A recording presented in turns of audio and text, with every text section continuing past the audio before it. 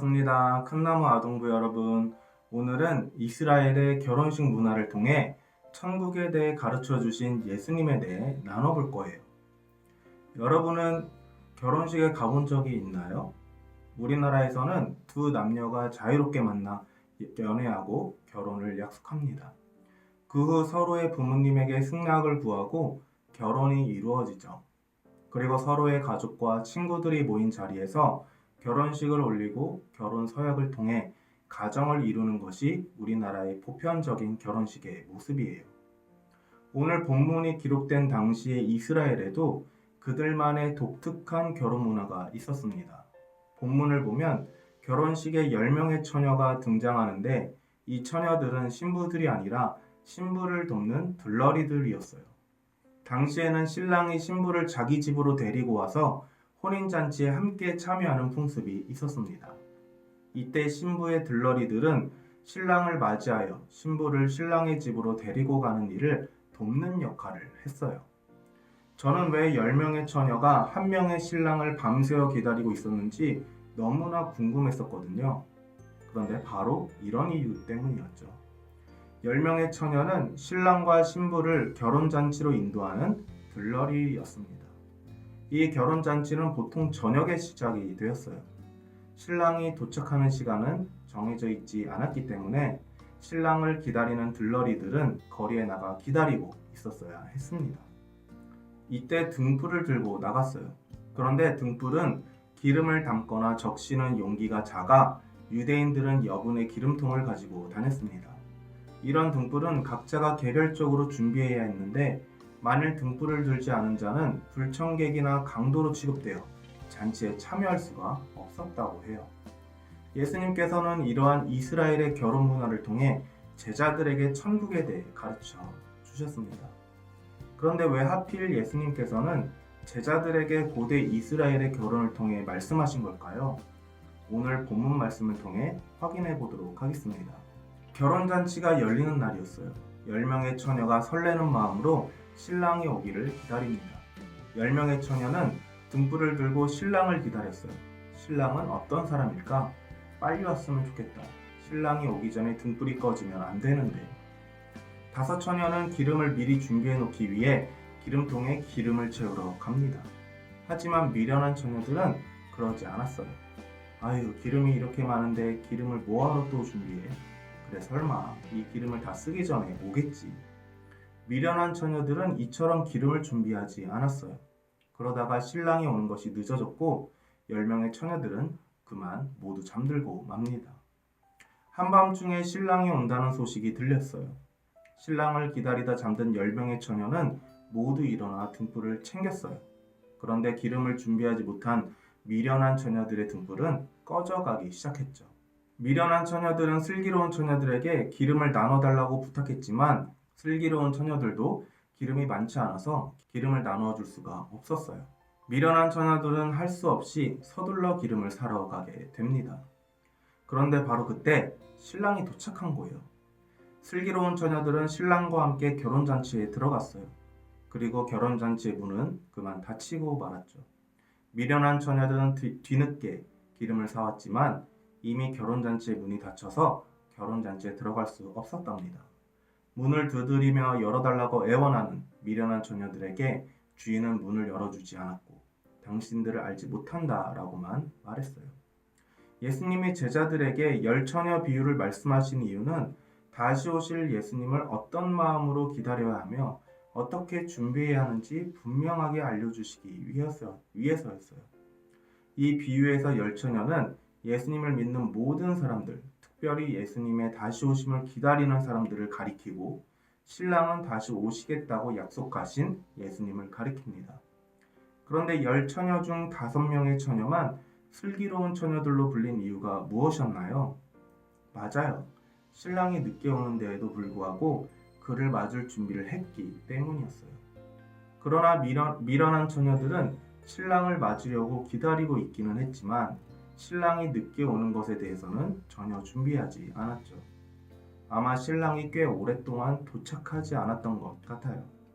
여분의 기름을 준비하지 않은 미련한 처녀들은 등에 기름이 다 떨어졌음을 알고 슬기로운 처녀들에게 기름을 나누어 달라고 부탁하지만 그들도 함께 쓸 수 있을 만큼의 기름은 없었던 거예요. 기름은 없었던 거예요. 하는 수 없이 미련한 5 처녀들은 기름을 구하러 갔어요. 그러나 그들이 기름을 마련해서 돌아왔을 때 이미 신랑은 집에 도착하여 잔치집으로 들어간 후였지요. 결혼잔치에서 신부의 들러리가 되는 것은 아주 큰 명예로 여겨졌습니다. 그러나 준비가 미흡해 잔치에 참여할 수 없게 된 것은 아주 불명예스러운 일이었어요. 예수님은 열처녀 비유의 교훈을 강조하기 위해 제자들에게 직접적으로 말씀하십니다. 오늘 말씀이에요. 함께 읽어볼게요. 그런즉 깨어있으라. 너희는 그날과 그때를 알지 못하느니라. 예수님께서는 비유를 통해 우리에게 깨어있으라 말씀하셨어요. 여분의 기름을 준비한다는 것은 텐트에 깨어있으라 하는 말씀과 의미가 같습니다. 혹시 지난주 말씀 기억하나요? 예수님이 하늘로 승천하시면서 다시 오신다고 약속하셨었죠. 그 약속은 반드시 이루어집니다. 그런데 언제 오실지는 하나님 아버지만 알고 계신다고 말씀하셨어요. 예수님의 약속을 믿고 기다리는 우리에게 예수님은 깨어있으라고 말씀하셨지요. 깨어있지 않고 준비가 되어 있지 않다면 문 밖에서 아무리 애절하게 문을 두드린다 할지라도 내가 너희를 알지 못한다 라고 하시며 거절하실 것입니다. 이렇게 준비되지 않은 사람은 미련한 5 처녀와 같이 슬프고도 비통한 최후를 맞이하게 되는 것이죠. 예수님은 다시 오심을 믿음으로 준비한 사람만을 아시고 또 그와 지속적인 관계를 맺으시는 분이에요. 그리고 그들에게 영적으로 깨어있어 예수님이 다시 오실 때까지 믿음으로 살아가며 준비해야 하는 삶의 자세를 말씀하셨어요. 그렇다면 예수님이 다시 오심을 기다리며 깨어 준비한다는 것은 무엇일까요? 만약 당장 내일 예수님이 오신다면 어떨 것 같나요? 아무것도 준비해 놓은 것이 혹시 없지는 않은가요? 오늘 홀리TV를 보고 이야기를 계속 나눠보도록 하겠습니다. 우리 학원 끝나고 탕후루 먹으러 갈래? 아, 좋지. 탕후루가 건강에 그렇게 안 좋다는데 끊을 수가 없어. 맞아. 딸기를 먹어야지. 딸기? 아, 그럼 나는 파인애플 먹어야겠다. 저게 뭐야? 아니, 마치 하늘에 숫자가 써 있는 것 같잖아. 진짜 신기하다. 응. 야, 우리 찍어서 인스타 올리자. 그래야겠다. 야, 이거 올리면 좋아요 엄청 많이 받아. 그니까. 누나 이것 봐봐. 지금 완전 난리 났어. 뭔데? 속보입니다. 하늘에 카운트다운을 알리는 모양의 구름이 떠올라 시민들이 큰 혼란에 빠졌습니다. 지금도 시민들의 제보와 문의가 폭증하고 있는데 아직까지는 전문가들의 의견도 분분한 상황입니다. 현장에 나가 있는 리포터를 연결해 보도록 하겠습니다. 김민지 리포터. 네, 현장에 나와 있는 김민지 리포터입니다. 현재 상황을 좀 설명해 주시겠습니까? 하늘에 숫자 모양의 구름이 떠올라 있다는 메시지와 함께 직접 촬영한 영상을 보내온 것을 시작으로 전국 각지에서 동일한 내용의 제보 영상이 계속 들어오고 있는 상황입니다. 구름이 특이한 모양을 띠고 있어서 제보가 들어오는 경우는 지금까지 종종 있지 않았습니까? 그런데 사회적 혼란이 이렇게 커진 이유는 무엇 때문인가요? 네, 시민들이 크게 불안해하는 데에는 2가지 이유가 있습니다. 첫 번째는 동일한 구름이 전 세계 어느 곳에서나 목격이 된다는 점입니다. 아시아, 유럽, 아프리카, 아메리카 대륙 모든 나라들에서 현재 동일한 구름이 확인되고 있습니다. 두 번째는 구름의 모양이 실시간으로 바뀌고 있는데 이것이 마치 카운트다운을 의미하는 것처럼 보인다는 점 때문입니다. 처음에는 100에서부터 시작했는데 지금은 보시다시피 10자리 숫자로 줄어들었습니다. 계속 지금과 같은 속도로 줄어들면 일주일 후인 12월 31일 밤 12시에는 숫자가 0이 될 것으로 보입니다. 그러다 보니 이 숫자가 지구의 멸망을 알리는 신호가 아니냐 하는 의혹이 SNS를 통해 퍼지면서 문의 전화가 폭주하고 걷잡을 수 없게 혼란이 커진 상황입니다. 지구 멸망이라니 말도 안 돼. 설마 이거 어디 이상한 사람들이 사기치고 있는 건 아닐까? 거기 학생들, 때가 찼다. 회개하라. 이제 곧 하늘의 심판이 시작될 것이다. 저 구름은 하늘의 마지막 경고다. 숫자가 0이 되기 전까지 너희가 가진 모든 것을 가져다 팔아라. 썩어 없어질 땅의 것들은 버리고 하늘의 상급을 쌓아라. 저 아저씨 뭐야? 무서워 죽겠는데. 아니, 교실에 왜 이렇게 휑해? 예빈아, 다들 어디 갔어? 아니, 지금 구름 카운트다운 계속되고 있어서 난리 났잖아. 오늘부터 모든 학교가 다 임시 휴업으로 바뀐다는 소문이 있던데. 그보다 너 어제 이거 봤어? 뭐?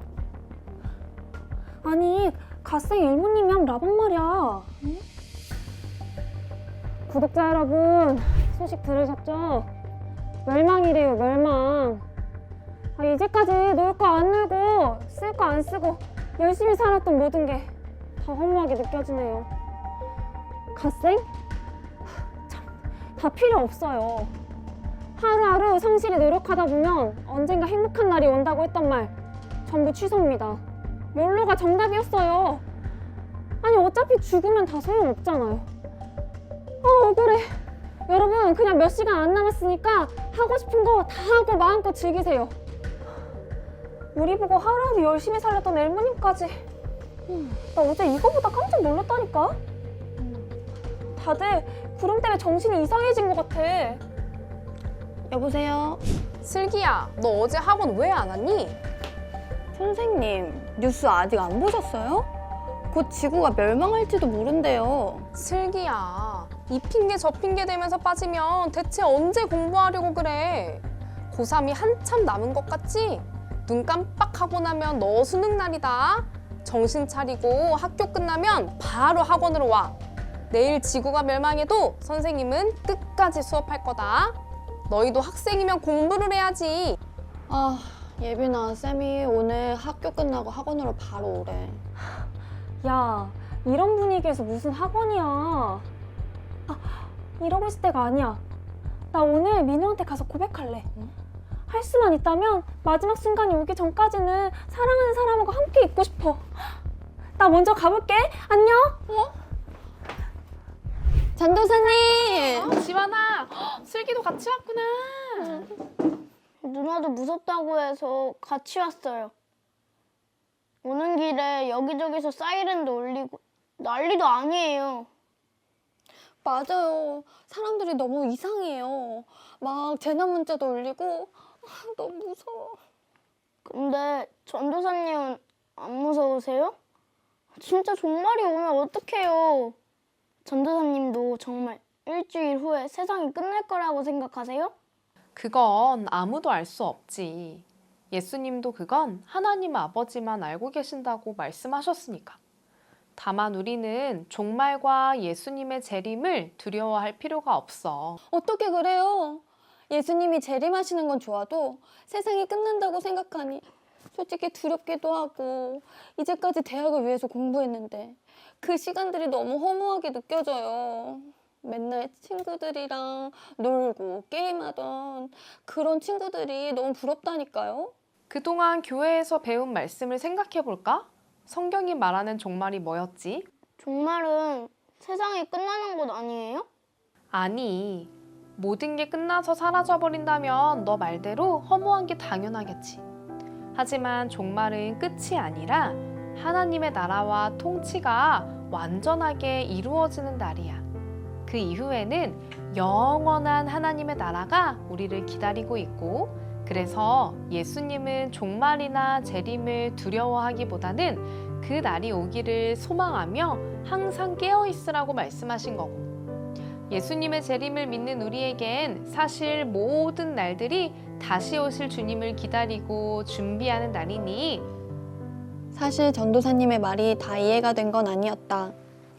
하지만 신기하게도 전도사님의 말을 듣고 나니 두려운 마음은 온데간데 없이 사라졌다. 저 숫자가 0이 되면 어떤 일이 벌어질까? 사람들이 생각하는 것처럼 정말 세상의 끝이 날까?